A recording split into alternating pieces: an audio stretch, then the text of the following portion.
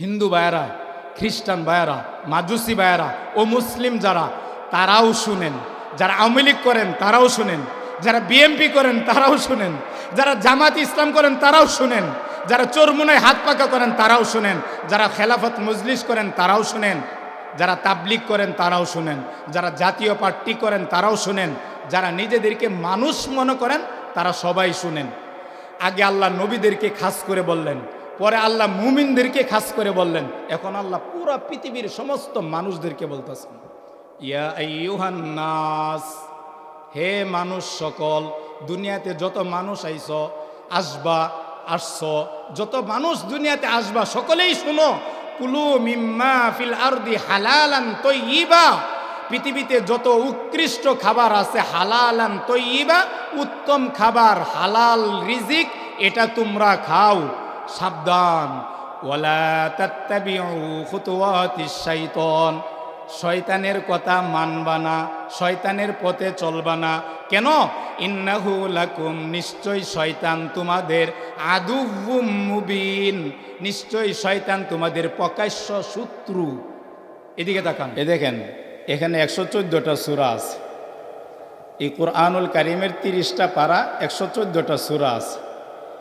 এই 114টা সূরার ভিতরে একজন বলেছেন 6666 আয়াত আছে। এটা আমাদের বাংলাদেশের ম্যাক্সিমাম সাধারণ মানুষ থেকে শুরু করে সবাই এটা প্রসিদ্ধ যে কোরআনে কারিমের আয়াত কয়টা, সবাই বলে 6666টা। এটা 66666, এটা সহজ হয়ে গেছে, তো এই জন্য আমরা বারবার বলে ফেলি।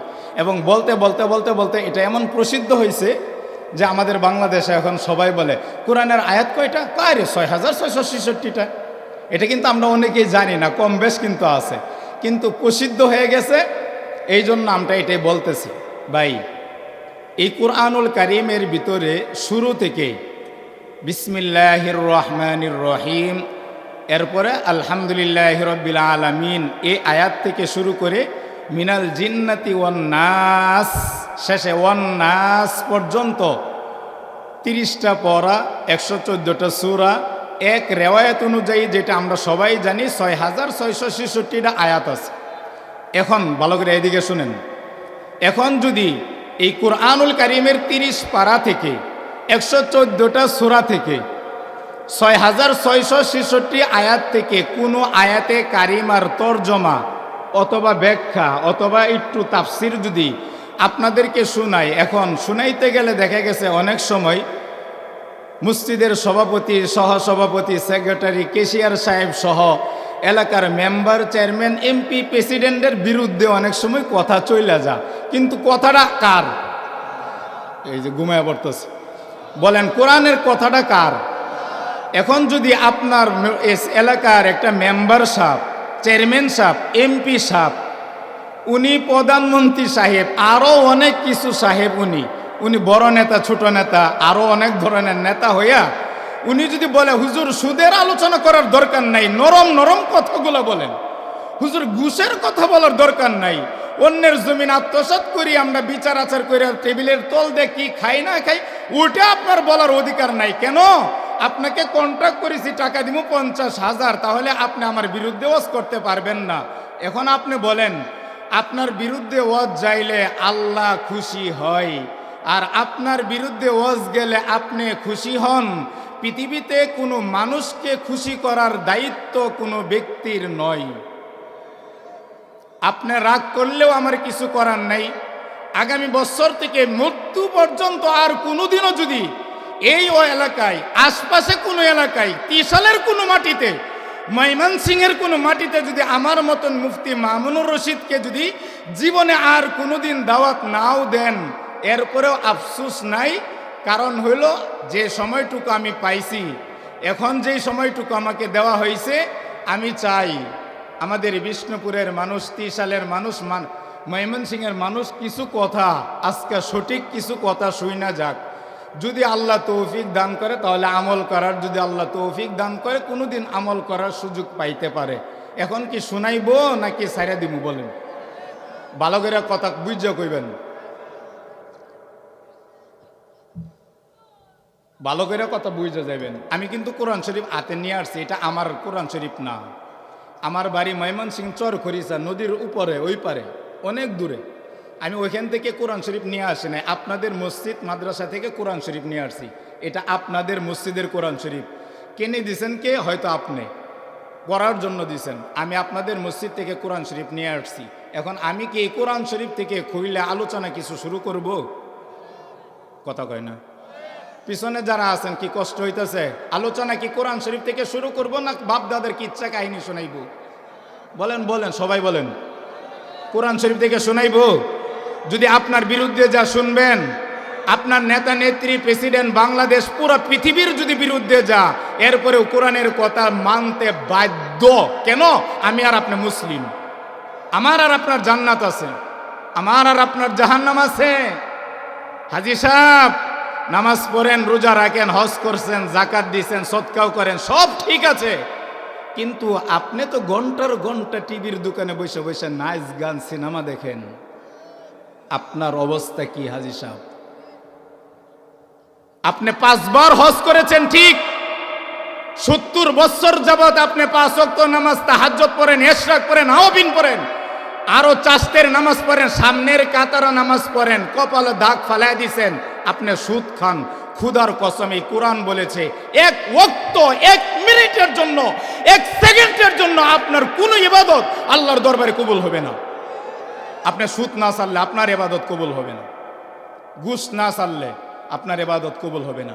আপনার বায়ের জমিন 1 হাত, অর্ধ হাত, 4 আঙ্গুল পরিমাণ জমিন যদি আপনার বায়ের দখল করে খায়া থাকেন, আপনার কোন আত্মীয় স্বজনের দখল করে খায়া থাকেন, খুদার কসম করে বললাম, এই কোরআন বলেছে কিয়ামত পর্যন্ত আপনি হায়াত পাবেন, ইবাদত বন্দেগী করবেন, যতদিন তার জমিন অর্ধ হাত না ফিরায় দিবেন, আপনার কোনো একটা ইবাদত আল্লাহর কাছে কবুল হবে না।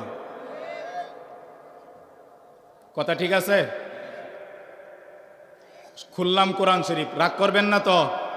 ভালো করে বলেন, রাগ করবেন? সুদের কথা বললে কে কে রাগ করবেন? হাত উঠান দেখি। আপনি রাগ করবেন? আপনি সুদ খান? তা হাত উড়াইছেন কে? না বুঝা হাত উড়াইছেন? ও না বুঝা হাত উড়াইছে? আচ্ছা, না বুঝা হাত উড়াইবেন না।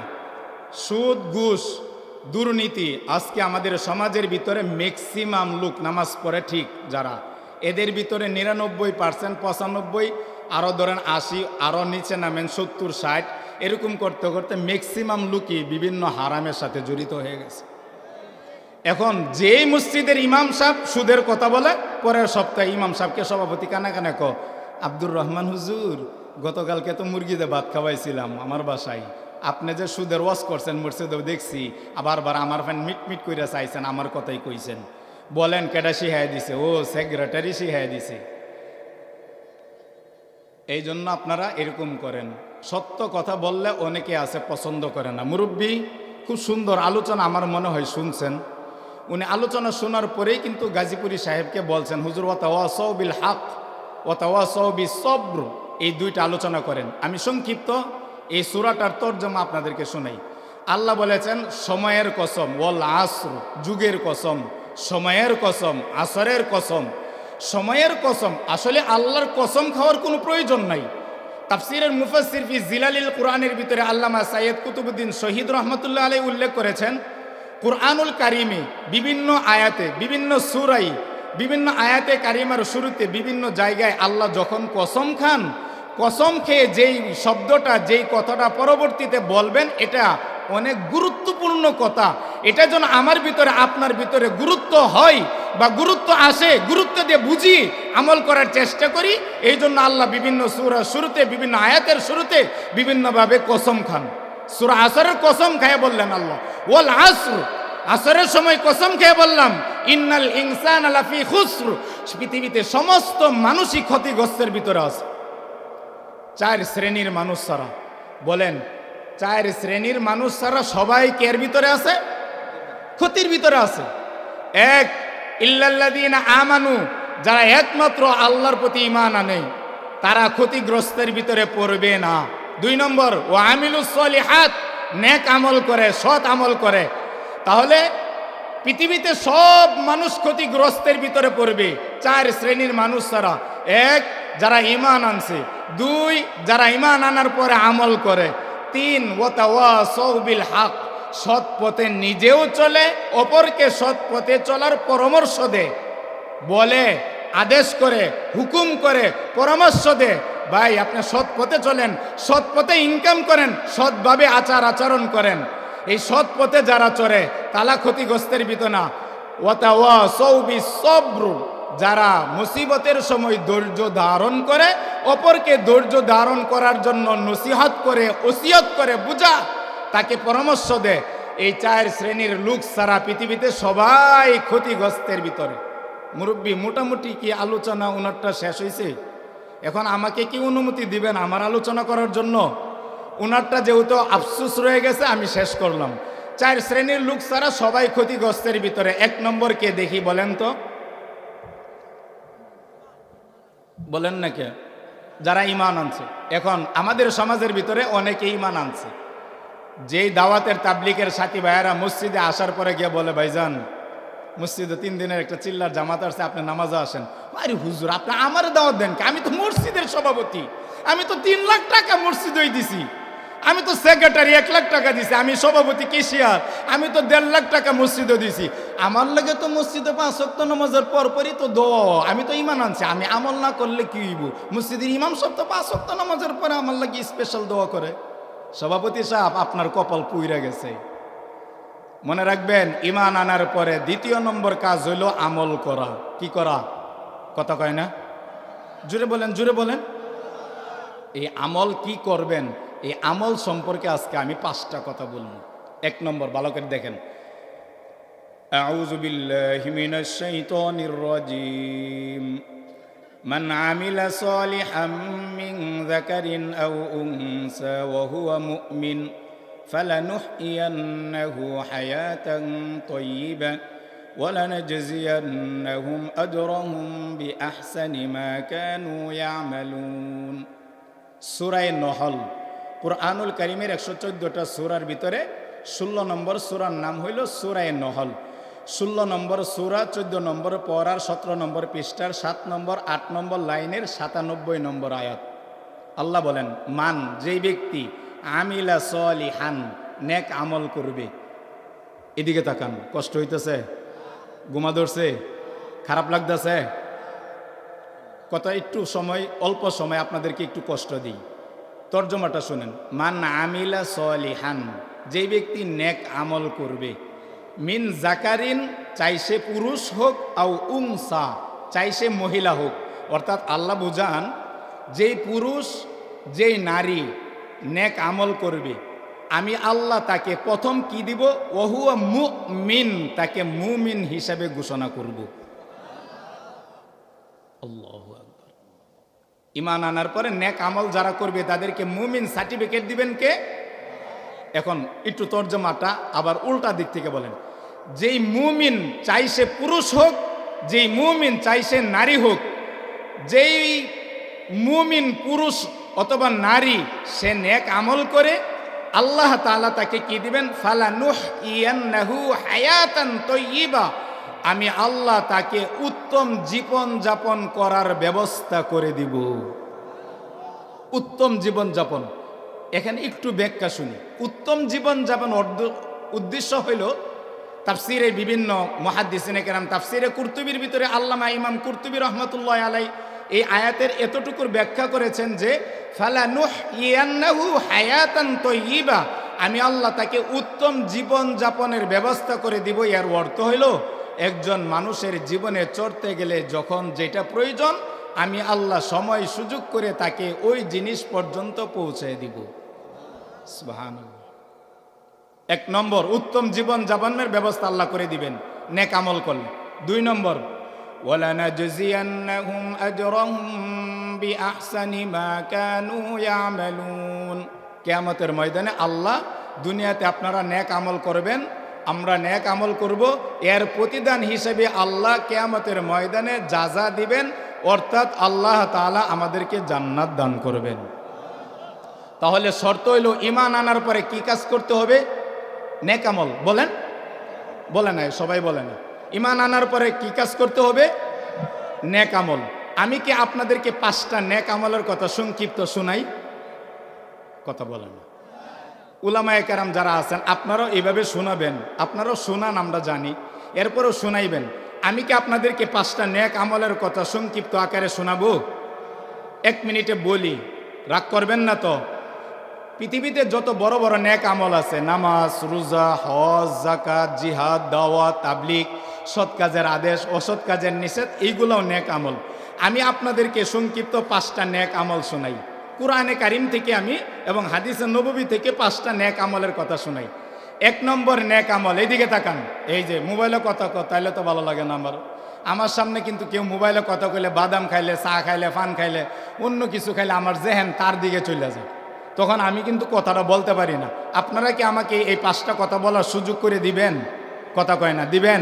তাহলে মোবাইল আপনারা বন্ধ করেন, সাইলেন্ট করেন। আমি আপনাদেরকে অনুরোধ করছি, বলবো সবাই বলেন বলবো, 5টা কথা বলবো। আল্লাহ তুমি আমাকে এই 5টা কথার উপর আমল করার, আমার শ্রোতা ভাইয়েরা যে যেখান থেকে শুনছেন, দেখছেন বা আওয়াজ যাচ্ছে তাদের কানে, আল্লাহ আমাদের সবাইকে যেন আমল করে জান্নাতে যাওয়ার, জাহান্নাম থেকে মুক্তি নিয়ে জান্নাতে যাওয়ার আল্লাহ আমাদের সবাইকে তৌফিক দান করেন। 5টা কথা শুরু করলাম। 1 নম্বর, হালাল খাবো।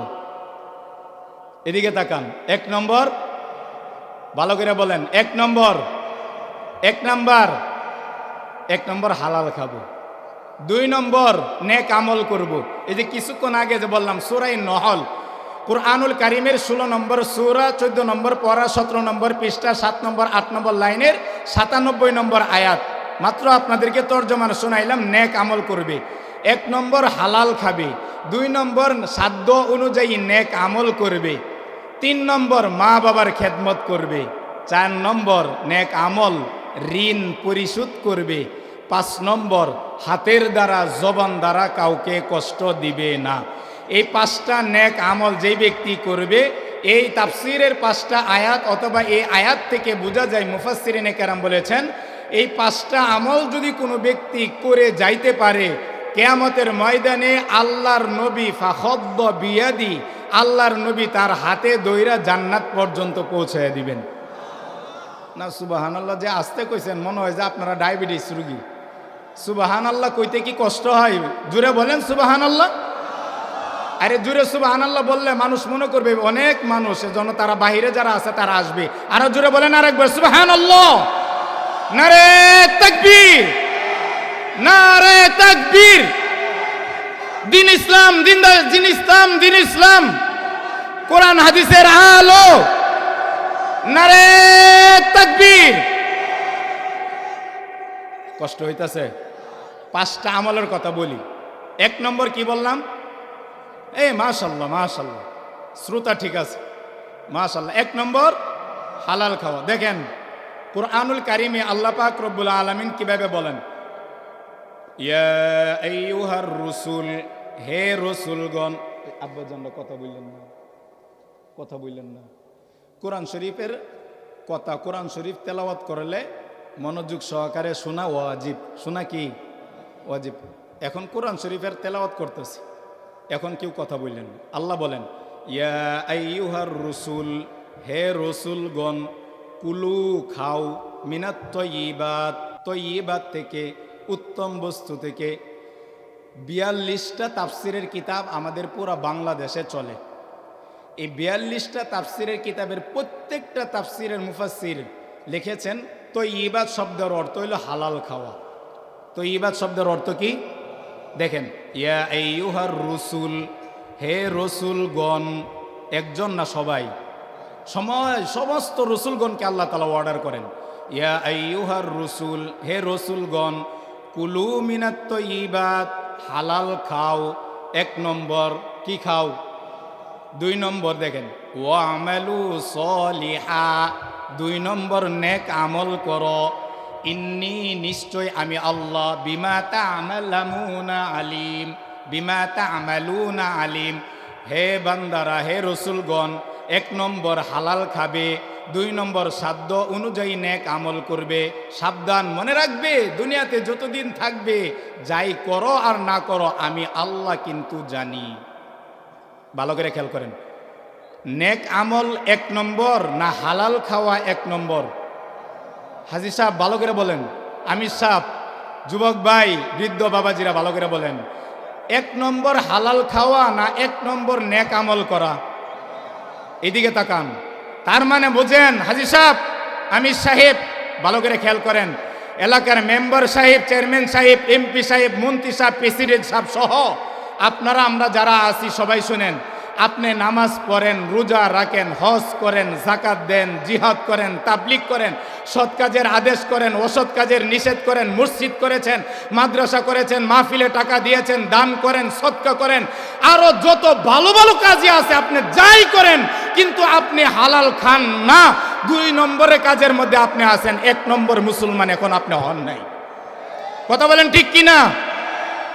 এই জন্য মনে রাখবেন, হে ময়মনসিংহের বাসী, মনে রাখবেন, যত মানুষ ইবাদত করবে সর্বপ্রথম আল্লাহ নবীদেরকে অর্ডার করলেন, হে নবীগণ, যদি আল্লাহর কাছে জান্নাত পেতে চাও, জাহান্নাম থেকে মুক্তি পেতে চাও, যদি তুমি জান্নাত পেতে চাও, জাহান্নাম থেকে মুক্তি পেতে চাও, তুমি যদি চাও তোমার ইবাদত আল্লাহর কাছে কবুল হইতে, তাহলে সর্বপ্রথম তোমার হালাল খাইতে হবে।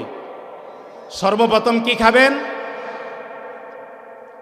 হারাম যে ব্যক্তি খাবে, ওই ব্যক্তি নামাজ পড়তে পড়তে পড়তে যদি কপালের মধ্যে 14টা দাগ ফালায় দেয়, তার কোনো ইবাদত কবুল হবে? কবুল হবে না। এই জন্য 1 নম্বর কি খাবো?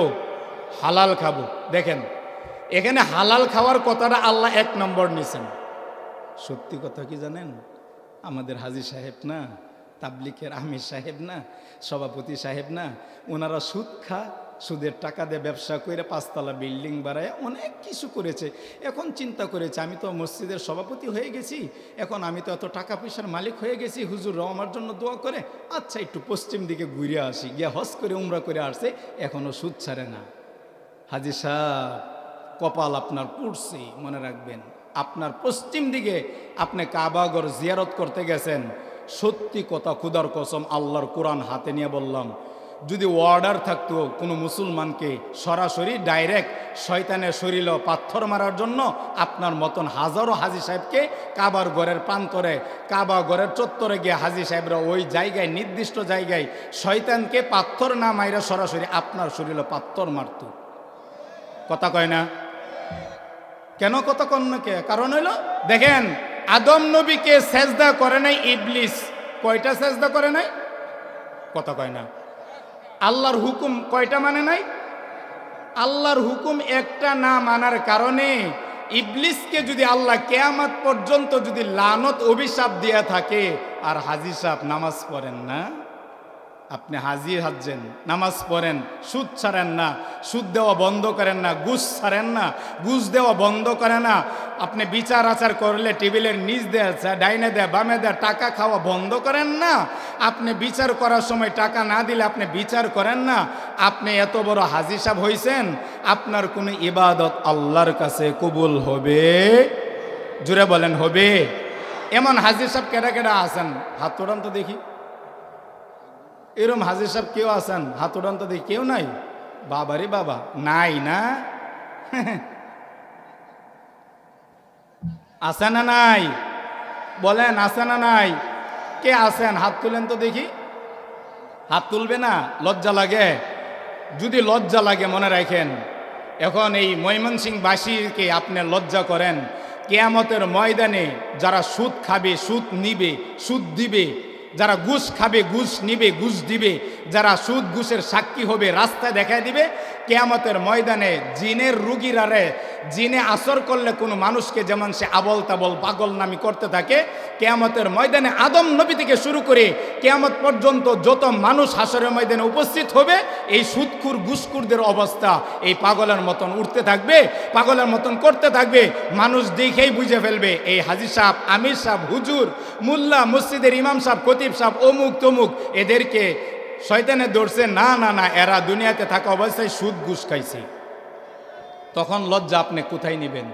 এই জন্য আজকে আলোচনা শোনার পর থেকে আমি আপনার 2টা পাও ধরে বলছি, আপনার কোনো ভাগ্য পরিবর্তন করতে হলে আগে সুদ ছাড়েন, ঘুষ ছাড়েন, অন্যের জমিন আত্মসাৎ করা ছাড়েন, না হয় আল্লাহ আপনাকে মাফ করবে। কথা কয় না? হাসরের ময়দানে এই সবগুলা মানুষ, এই আপনারা সবগুলা মানুষ হাসরের ময়দানে আমাকে সহ উনাকে সহ এই সকল মানুষ হাসরের ময়দানে একত্রিত হবে।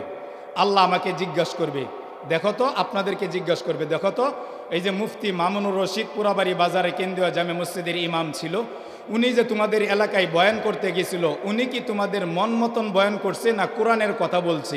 যদি আপনারা বলেন যা হুজুর তো আমাদের মন মতন বয়ান করছে, তখন আল্লাহ বলবেন, হুজু ফাগুল্লু, ও ফেরেশতা, এই মুফতি মামুনুর রশিদের জিহ্বাটা টেনে বের কর, মাথাটা নিচের দিকে দেয়া, উপরে পায়ের দিকটা উপর দিকে দেয়া, ওরে ডাইনা টাইনা শিকল দিয়ে বাইন্দা ওরে আগে জাহান্নামে ফেলা।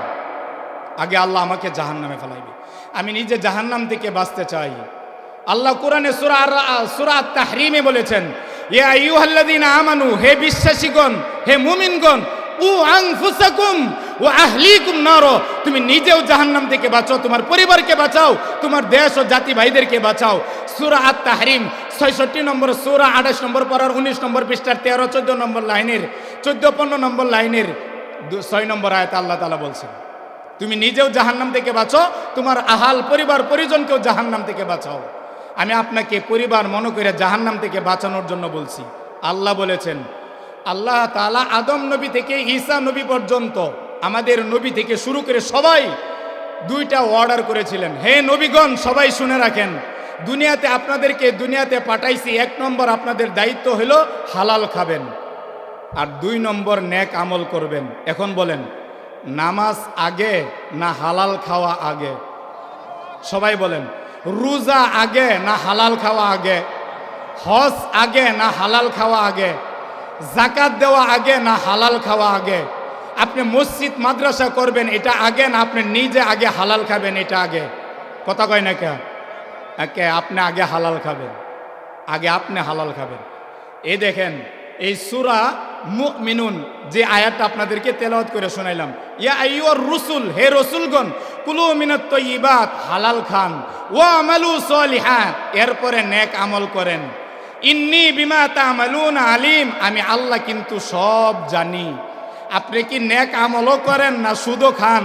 আপনি হজও করেন না সুদও খান? এটা কেউ না জানলেও জানে কে? এই যে দেখেন, সুদের কথা বলতেছে, অনেকেই সুদ খাদিকা চলে যাইতেছে। ওই যে দেখেন না, পেশাবে ধরছে, কথা কয় না, ওনারা কি সুদ খায় এই জন্য চলে যায় না পেশাবে ধরছে? বলেন, আপনারা বলেন, সাইরা দিমু, কথা কয় না। ওয়াজ তো ভালো লাগতেছে না, আগের বক্তা পরের বক্তা যারা আছে তাদের ওয়াজ ভালো লাগবো, আমার ওয়াজ ভালো লাগতো না। বলবো, সুদ খাবে আগে, নামাজ পড়বে আগে না সুদ খাবে আগে? হ্যাঁ, নামাজ না, সুদ খাওয়া ছেড়ে দিতে হবে আগে, এরপরে নামাজ। কথা বলেন ঠিক কিনা? এখন যারা নামাজও পড়ে সুদও খা, রোজাও রাখে সুদও খা, যাকাতও দে সুদও খা, হজও করে সুদও খা, মুর্শিদও করে সুদও খা, মাদ্রাসাও করে সুদও খা, প্রধান অতিথি বিশেষ অতিথি অমুক অতিথি তমুক অতিথি এটাও করে সুদও খা, তাহলে কি তাদের ইবাদত আল্লাহর কাছে কবুল হবে? না। সর্বপ্রথম আমরা আগে হালাল খেতে হবে, এটা সর্বপ্রথম নবীদেরকে আল্লাহ অর্ডার করলেন। একটা আয়াতের তর্জমা শুনাইলাম।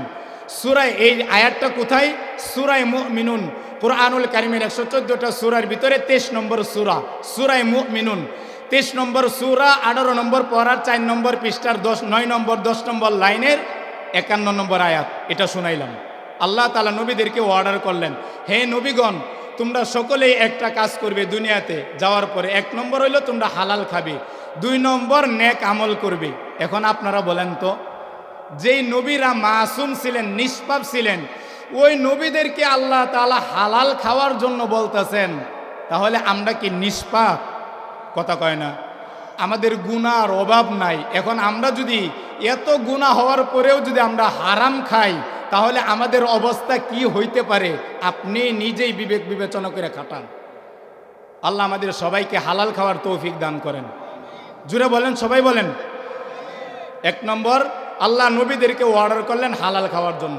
আসেন 2 নম্বর, আল্লাহ আইয়ুহাল্লাযীনা আমানু, আগে বললেন নবীদেরকে, সমস্ত নবীদেরকে। এখন আল্লাহ নির্দিষ্ট কইরা আল্লাহ মুমিনদেরকে বলতেছেন, ইয়া আইয়ুহাল্লাযীনা আমানু, হে ঈমানদারগণ, হে বিশ্বাসীগণ, যারা তোমরা আমি আল্লাহর উপর ঈমান আনছ, নবীর কথা মানো, যারা আল্লাহকে বিশ্বাস করো, জাহান্নাম থেকে মুক্তি যারা পেতে চাও, জাহান্নাম থেকে মুক্তি পেয়ে জান্নাত যারা যাইতে চাও, যারা ইমানদার দাবি করো, তোমরা শুনো, কুলু মিন তয়্যিবাত, তোমরা হালাল খাও, মা রাযাকনাকুম, আমি আল্লাহ পৃথিবীতে যত রিজিক দিছি ওই রিজিক থেকে যেটা উত্তম, যেটা হালাল, সেটা খাও। এখানে আল্লাহ তাআলা সূরা আল বাকারাতে বললেন মুমিনদেরকে নির্দিষ্ট করে, হে মুমিনগণ তোমরা হালাল খাও। ওয়াশকুরু লিল্লাহ, আল্লাহর শুকরিয়া আদায় করো। ইন কুনতুম ইয়াহু তা'বুদুন, ইবাদত করো আমার। ইবাদত আল্লাহর করতে বললেন, শুকরিয়া আদায় করতে বললেন, হালাল খাওয়ার জন্য মুমিনদেরকে অর্ডার করলেন কে? জোরে বলেন কে? সূরা মুমিনুন 23 নম্বর সূরা 18 নম্বর পড়ার 4 নম্বর পৃষ্ঠা 9 নম্বর 10 নম্বর লাইনের 51 নম্বর আয়াতে আল্লাহ তাআলা সমস্ত নবীদেরকে অর্ডার করলেন হালাল খাওয়ার জন্য, পরে নেক আমল করার জন্য। আর এখানে সূরা আল বাকারা কুরআনুল কারীমের 2 নম্বর সূরা 2 নম্বর পড়ার 4 নম্বর পৃষ্ঠার 14-15 নম্বর লাইনের 172 নম্বর আয়াতে আল্লাহ তাআলা সমস্ত মুমিনদেরকে বললেন তোমরা হালাল খাও, হালাল খাও। হে মুমিনগণ যারা ইমানদার দাবি করেন, ভাইরা আমার, 1 নম্বর আল্লাহর কাছে কোনো ইবাদত যদি কবুল করাইতে চান 1 নম্বর হালাল খাইতে হবে। এখানে আল্লাহ তাআলা সূরা আল বাকারা 2 নম্বর সূরা 2 নম্বর পড়ার 4 নম্বর পৃষ্ঠার 14-15 নম্বর লাইনের 172 নম্বর আয়াতে আল্লাহ সমস্ত মুমিনদেরকে বললেন হালাল খাওয়ার জন্য। আরেকটা আয়াত শুনেন, আল্লাহ তাআলা বলেন ইয়া আইয়ুহান নাস, নাস অর্থ হইল মানুষ, নাস অর্থ কি? হিন্দু ভাইয়েরা, খ্রিস্টান ভাইয়েরা, মাজুসি ভাইয়েরা ও মুসলিম যারা, তারাও শুনেন। যারা আওয়ামী লীগ করেন তারাও শুনেন, যারা বিএনপি করেন তারাও শুনেন, যারা জামাত ইসলাম করেন তারাও শুনেন, যারা চোরমুনায় হাত পাকা করেন তারাও শুনেন, যারা খেলাফত মজলিস করেন তারাও শুনেন, যারা তাবলিগ করেন তারাও শুনেন, যারা জাতীয় পার্টি করেন তারাও শুনেন, যারা নিজেদেরকে মানুষ মনে করেন তারা সবাই শুনেন। আগে আল্লাহ নবীদেরকে খাস করে বললেন, পরে আল্লাহ মুমিনদেরকে খাস করে বললেন, এখন আল্লাহ পুরা পৃথিবীর সমস্ত মানুষদেরকে বলতেছেন ইয়া আইয়ুহান নাস, হে মানুষ সকল, দুনিয়াতে যত মানুষ আসছো, যত মানুষ দুনিয়াতে আসবা সকলেই শুনো, কুলু মিম্মা ফিল আরদি হালালান তয়্যিবা, পৃথিবীতে যত উৎকৃষ্ট খাবার আছে হালালান তয়্যিবা, উত্তম খাবার, হালাল রিজিক, এটা তোমরা খাও। সাবধান, ওয়ালা তাত্তাবিউ খুতুওয়াতিশ শাইতান, শয়তানের কথা মানবা না, শয়তানের পথে চলবা না। কেন? ইন্নাহু লাকুম, নিশ্চয় শয়তান তোমাদের আদুউম মুবিন, নিশ্চয় শয়তান তোমাদের প্রকাশ্য শত্রু। এদিকে তাকান, এই আয়াত থেকে মুফাসসিরিনে কেরাম তাফসির করেছেন, যারা সুদ খা সুদ নে, যারা ঘুষ খা ঘুষ নে, কেমন জানি এরা সরাসরি শয়তান না হইলেও এরা শয়তানের কাজটাই দুনিয়াতে করে। কথা কয় না? শৈল্য লাগতেছে? যারা সুদ খা সুদ দেয়, ঘুষ খা ঘুষ নেয়, এরা কেমন জানি মিস্টার ইবলিসের খালাতো ভাই অথবা মামাতো ভাই অথবা চাচাতো ভাই, কেমন জানি তারা শয়তানের কাজ করে। কারণ পরের আয়াতে আল্লাহ তাআলা বলেন ইন্নামা ইয়া'মুরুকুম বিসসু ওয়াল ফাহশা, নিশ্চয় শয়তান চা, হে মুমিন, হে নবীর উম্মত, শয়তান চা তোমাকে সুদ খাবায়া সুদ নিয়া, ঘুষ খাবায়া ঘুষ দিয়া, অন্যের জমিন দখল কইরা শয়তান চা তোমাদেরকে জাহান্নামী বানানোর জন্য। এই জন্য আমি আল্লাহ অর্ডার করলাম, শয়তান তোমাদের শত্রু। সুতরাং মনে রাখবা, যারা মুমিন দাবি করো, মুসলমান দাবি করো, মানুষ দাবি করো, সাবধান, তোমরা কখনো হালাল থেকে বেঁচে থাকতে পারবে না। হারাম থেকে বেঁচে থাকো, হালাল খাও। হালাল না খাইলে তুমি আল্লাহর বন্ধু হতে পারবে না। যদি তুমি হালাল না খাও, সুদ দেও সুদ নেও, ঘুষ খাও ঘুষ দেও, তাহলে কেমন যাবি তুমি সরাসরি শয়তানের বন্ধু। এই জন্য আল্লাহ তাআলা এই 3টা আয়াত প্রথম আবার রিপ্লাই করছি সূরা মুমিনুন 23 নম্বর সূরা 18 নম্বর পড়ার 4 নম্বর পৃষ্ঠা 9 নম্বর 10 নম্বর লাইনের 51 নম্বর আয়াতে আল্লাহ তাআলা হালাল খাওয়ার জন্য নবীদেরকে অর্ডার করেছেন। 2 নম্বর সূরা আল বাকারা 2 নম্বর সূরা 2 নম্বর পড়ার 4 নম্বর পৃষ্ঠা 14-15 নম্বর লাইনের 172 নম্বর আয়াতে আল্লাহ পুরা পৃথিবীতে যারা আল্লাহকে মানে মুমিনদেরকে অর্ডার করলেন। 3 নম্বর সূরা আল বাকারা 2 নম্বর সূরা 2 নম্বর পড়ার 4 নম্বর পৃষ্ঠার 7 নম্বর 8 নম্বর লাইনের 168 নম্বর আয়াতে আল্লাহ তাআলা সমস্ত মানুষদেরকে অর্ডার করলেন তারা যেন সবাই হালাল খা। 1 নম্বর আলোচনা করলাম হালাল খা। 2টা হাদিস শুনাই, বলবো? অনেকে খুব বড় বড় করে তাকাইতেছে, এই হুজুর করতে আইছে, এটা আমরা তো ফাড়ায় ফেলাইতেছি। নবীজি বলেন, ক্বালান নবী সাল্লাল্লাহু আলাইহি ওয়াসাল্লাম লা ইয়াদখুলুল জান্নাতা জাসাদুন গুদিয়া বিল হারাম। ওই শরীর জান্নাতে যাবে না, যাবে না, যাবে না। ওই শরীর জান্নাতে যাবে না যেই শরীরে ঢুকেছে হারাম। 1 টাকা যদি আপনি সুদ খান, সুদ দেন, 1 টাকা ঘুষ খান, ঘুষ নেন, 40 দিন পর্যন্ত আপনার কোনো ইবাদত আল্লাহর কাছে কবুল হবে না। নবীজি বলেন, লা ইয়াদখুলুল জান্নাতা জাসাদুন গুদিয়া বিল হারাম। যেই ব্যক্তি হারাম খাবে, হারাম খাওয়ার পরে রক্ত মাংস যেই ব্যক্তির শরীরে ঢুকবে, ওই শরীর নিয়ে কিয়ামতের ময়দানে জান্নাতে যাইতে পারবে না। নবীজি সাল্লাল্লাহু আলাইহি ওয়াসাল্লাম বলেন, লা ইয়াদখুলুল জান্নাতা জাসাদুন গুদিয়া বিল হারাম। যেই শরীর হারাম ঢুকেছে ওই শরীর নিয়ে জান্নাতে যাইতে পারবে না। ক্বালান নবী সাল্লাল্লাহু আলাইহি ওয়াসাল্লাম, রাসূল আকরাম সাল্লাল্লাহু আলাইহি ওয়াসাল্লাম বলেন, ইন্না মূসা আলাইহিস সালাম আজারা 8 সিনিন আও 10 ফি ইফাতি ফি বাতনিহি আও ফি ফারজিহি। মূসা আলাইহিস সালাতু ওয়াস সালাম হালাল খাওয়ার জন্য 8 থেকে 10 বছর পর্যন্ত নিজে মেহনত করেছেন হালাল খাওয়ার জন্য। রাসূলুল্লাহ সাল্লাল্লাহু আলাইহি ওয়াসাল্লাম বলেছেন, পৃথিবীর ভিতরে সবচাইতে উত্তম খাবার হইল যে ব্যক্তি নিজে কামাই করে আর এই কামাইটা হয় হালাল। হালাল কামাই করার পরে যেই ব্যক্তি খাবে তার ইবাদত, নামাজ, রোজা, যে কোনো ইবাদত কবুল করে নেবেন কে? জোরে বলেন কে? আল্লাহ। আইনুদ্দিন আল আজাদ রহমতুল্লাহ আলাইহি মারা গেছেন, কি সুন্দর বলেছেন, হালাল হারাম না মানিয়া কত টাকা করছো কামাই, এত টাকা রাখবা কোথায়, কাফনের তো পকেট নাই। কথা বলেন ঠিক কিনা? কত টাকা পয়সা আমরা কামাইলাম, হালাল আর হারাম মানি না, না মাইনা কত টাকা পয়সা কামাই করলাম, কত টাকা কোটি কোটি টাকার মালিক হইলাম, আমাদের কাফনের কি কোনো পকেট আছে যে কবরে নিয়ে যাইতে পারবো? হালাল হারাম না মানিয়া কত টাকা করছো কামাই, এত টাকা রাখবা কোথায়, কাপনের তো পকেট নাই।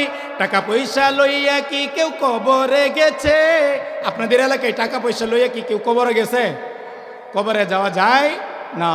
এই জন্য সাবধান, মনে রাখতে হবে হালাল খাইতে হবে। 2 নম্বর, 2 নম্বর সংক্ষিপ্ত করে দিই, নেক আমল করা। কি করা? নেক আমল করা। 2 নম্বর নেক আমল করা। সূরা মাইদা, সূরা মাইদা 5 নম্বর সূরা 6 নম্বর পড়ার 5 নম্বর পৃষ্ঠার সূরা মাইদার 2 নম্বর 3 নম্বর 2 নম্বর আয়াতে আল্লাহ তাআলা সূরা মাইদার 2 নম্বর আয়াতে বলে, এদিকে তাকান, ওয়া তাআওয়ানু আলাল বিররি ওয়াত তাকওয়া। তোমরা একে অপরকে নেক কাজে, ভালো কাজে, তাকওয়ার কাজে সাহায্য সহযোগিতা করো। ওয়ালা তাআওয়ানু আলাল ইসমি ওয়াল উদওয়ান। সাবধান, গুনার কাজে, আল্লাহর নাফরমানির কাজে, আল্লাহর অবদ্ধতার কাজে কেউ কাউকে সাহায্য করবে না। ওয়াত্তাকুল্লাহ, আল্লাহকে ভয় করো। ইন্নাল্লাহা শাদীদুল ইকাব, নিশ্চয় আল্লাহ তাআলার শাস্তি অনেক কঠিন। সাবধান, নাটকের জন্য, গানের জন্য, সিনেমার জন্য, শরীয়তের গর্হিত কাজের জন্য তুমি 1000 টাকা চাঁদা দিলা, আর তোমার বাড়ির পাশে মসজিদ মাদ্রাসার মাহফিল, তুমি 100 টাকা দিলে তোমার শরীর চুলকানি শুরু হয়। বুঝা গেল তুমি ভালো কাজে সাহায্য করতে চাও না। মনে রাখো, ভালো কাজে যদি সাহায্য সহযোগিতা না করো, এটার জবাব কাল কিয়ামতের ময়দানে আপনার আমার দিতে হবে। কথা বলেন ঠিক কিনা? 2 নম্বর নেক আমল করা। 3 নম্বর মা বাবার খেদমত করা। মুফতি সাহেব, 3 নম্বর মা বাবার খেদমত করা। ভালো করে খেয়াল করেন, কুরআনুল কারিমে আল্লাহ তাআলা বলেন, ওয়া ক্বাদা রাব্বুকা আল্লা তা'বুদু ইল্লা ইয়্যাহু ওয়া বিল ওয়ালিদাইনি ইহসানা। সূরা বনী ইসরাঈল 17 নম্বর সূরা 15 নম্বর পড়া 3 নম্বর পৃষ্ঠা 7 নম্বর 8 নম্বর লাইনের 23 নম্বর আয়াত। আল্লাহ তাআলা বলেন, ওয়া ক্বাদা রাব্বুকা, তোমার রব আল্লাহ ফয়সালা করে দিয়েছেন কি, আল্লাহ তা'বুদু ইল্লা ইয়্যা, একমাত্র ইবাদত করবে কার? 2 নম্বর, ইবাদত করবা সাথে সাথে ওয়াবিল ওয়ালিদাইনি ইহসানা, মা বাবার খেদমত করবা। সম্মানিত ভাইয়ার আমার, সূরা বাকারাতে আল্লাহ তাআলা মা বাবার খেদমতের কথা বলছেন, সূরা আহকাফের ভিতরে মা বাবার খেদমতের কথা বলছেন, সূরা লুকমানে আল্লাহ তাআলা মা বাবার খেদমতের কথা বলছেন। কেন? এই পৃথিবীতে আল্লাহর পরে সবচাইতে বেশি কষ্ট করে পৃথিবীতে মা এবং বাবা। এই জন্য 3 নম্বর বললেন মা বাবার খেদমতের কথা। ভালো করে খেয়াল করেন, মা বাবার খেদমত যদি আপনি করতে পারেন, নবীজি বলেন রেজার রব রেজাল ওয়ালিদাইন, সাখতর রব সাখতাল ওয়ালিদাইন। যেই ব্যক্তির প্রতি তার মা বাবা সন্তুষ্ট, এই মা বাবাকে সন্তুষ্ট করে যেই ব্যক্তি মারা যাবে, তার নামাজ, রোজা, হজ, যাকাত, জিহাদ, দাওয়াত, তাবলীগ, সৎ কাজের আদেশ, অসৎ কাজের নিষেধ, আর বাকি যত ইবাদত আছে কোনো রকম যদি সে করে যাইতে পারে, আর যদি মা বাবাকে সন্তুষ্ট করে যাইতে পারে, আমি আল্লাহর হাবিব ঘোষণা করলাম আল জান্নাতু তাহতা আকদামিল উম্মাহাত। যেই ব্যক্তি, যেই ছেলে, যেই মেয়ে মা বাবাকে সন্তুষ্ট করে যাইতে পারবে, সেই ব্যক্তির জন্য জান্নাত নবীজি ওয়াজিব করে দিয়েছেন। সুবহানাল্লাহ। 3 নম্বর, মা বাবার খেদমত করব, রাজি আছেন না ইনশাআল্লাহ? 4 নম্বর, ঋণ পরিশোধ করব। নবীজি ঋণ পরিশোধ না করলে, নবীজি বলছেন যতদিন ঋণ পরিশোধ না করবে ততদিন পর্যন্ত তার অন্তর জুইলা থাকবে, জুইলা থাকবে। আল্লাহ আকাশের উপরে নিবে না, আল্লাহর কাছে নিবে না, জান্নাত জাহান্নামে দিবে না। ঋণ আদায় না করলে তার আমল নামা জুইলা থাকে। এই জন্য ঋণ পরিশোধ করবেন। ভালো করে খেয়াল করেন, নবীজি বলছেন সবচাইতে উত্তম মানুষ সে, সবচাইতে ভালো মানুষ সে, পরহেজগার সে, বুজুর্গ সে, ভালো সে, উত্তম সে, মুত্তাকি সে, পরহেজগার সে। আহসানুকুম কযা, যে ব্যক্তি ঋণ পরিশোধ করেছে। ভাই, নবীজি জানাজা পড়াইতে গেছেন, জানাজার সময় জিজ্ঞাসা করেছেন, এই লোকের ওয়ারিসকে? হুজুর, আমি তোমার আব্বু, তোমার চাচা, তোমার জ্যাঠা, তোমার মামা। জি। এই লোকের কি কোনো ঋণ আছে? রেওয়ায়াতের ভিতরে আসছে, আল্লাহর নবী জিজ্ঞাসা করছেন তার ঋণ আছে? যদি কেউ বলছে হ্যাঁ ঋণ আছে, নবীজি বলে সাহাবীরা তোমরা তার জানাজা পড়াও। আমি নবীজি চললাম। আপনি দোকান থেকে বাকি নিছেন, ঋণ যদি না দেন, আপনি যতই হাজি হন আপনাকে আল্লাহ মাফ করবে না। এই জন্য ঋণ পরিশোধ করবেন। নবীজি বলছেন এটাও, তার ঋণ আছে, আছে, পরিশোধ করার ব্যবস্থা, ওয়াদা করবা, পরিশোধ করবা। যদি সবার সামনে ওয়াদা করো, আমি নবীজি তার জানাজা পড়াবো। আর না হয় যে ব্যক্তি ঋণ লয়ে মারা যায়, তার জানাজা নবীজি পড়ান নাই। এই জন্য ভাইরা আমার, আল্লাহ রসুল বলেছেন আহসানুকুম কযা, আহসানুকুম কযা, আহসানুকুম কযা। তোমাদের ভিতরে উত্তম মুমিন সে, ভালো সে, মুত্তাকি সে, পরহেজগার সে, সবচাইতে ভালো মানুষ সে যে ঋণ পরিশোধ করে মারা যায়। 4 নম্বর, ঋণ পরিশোধ করব। 5 নম্বর, হাতের দ্বারা, জবানের দ্বারা কাউকে কষ্ট দিব না। হাদিস শরীফের ভিতরে নবীজি বলেন মান সালিমাল মুসলিমুনা মিন লিসানি ওয়া ইয়াদিহি, যে ব্যক্তি তার জবান দ্বারা, মুখের দ্বারা কাউকে কষ্ট দিবে না, তার জন্য আল্লাহ রসুল সাল্লাল্লাহু আলাইহি ওয়াসাল্লাম সবচাইতে শ্রেষ্ঠ মুমিনের ঘোষণা করেছেন। এবং এই কথা বলেছেন, তুমি তোমার জবানের দ্বারা আর হাতের দ্বারা যদি কোনো কাউকে কষ্ট না দাও, কিয়ামতের ময়দানে আমি নবীজি তোমার নামে সুপারিশ করে, তোমার জন্য সুপারিশ করে আল্লাহর কাছ থেকে তোমাকে জান্নাতে পৌঁছে দিয়ে আসবো। সুবহানাল্লাহ। 5টা আমল করব। 1, হালাল খাবো। 2, সাধ্য অনুযায়ী নেক আমল করব। 3, মা বাবার খেদমত করব। 4, ঋণ পরিশোধ করব। 5, হাতের দ্বারা, জবান দ্বারা কাউকে কষ্ট দিব না। আল্লাহ আমাদের সবাইকে আমলগুলি করার, আমাকে আপনাকে, যদিও আমি ভালো করে সুন্দর করে যেভাবে বলার দরকার ছিল আমি সুন্দর করে এভাবে বলতে পারি নাই, যেইভাবে হোক ভাঙ্গাচোরাভাবে আপনাদেরকে বললাম। আপনারা কি আমার আলোচনাটা মোটামুটি বুঝতে পারছেন? কথা কয় না, বুঝতে পারছেন? 1 নম্বর হালাল খাবেন, 2 নম্বর নেক আমল করবেন, 3 নম্বর মা বাবার খেদমত করবেন, 4 নম্বর ঋণ পরিশোধ করবেন, 5 নম্বর হাতের দ্বারা, জবান দ্বারা কাউকে কষ্ট দিবেন না। এই 5টা আমল যদি কোনো ব্যক্তি আমল করতে পারে, নবীজি বলেন ফাখদ্দা বিয়াদি, আমি আল্লাহ রসুল কিয়ামতের ময়দানে, হাসরের ময়দানে তার হাত ধরবো। ফায়াদখুলুনাল জান্নাতা বিগয়রি হিসাব, আমি আল্লাহর নবী তাকে বিনা হিসাবে আল্লাহর কাছে বলে জান্নাত পৌঁছে দিয়ে আসবো। আল্লাহ আমাদের সবাইকে আমল করার তৌফিক দান করেন। সকলে বলেন আমিন। ওয়া আখিরু দাওয়ানা আনিল হামদুলিল্লাহ।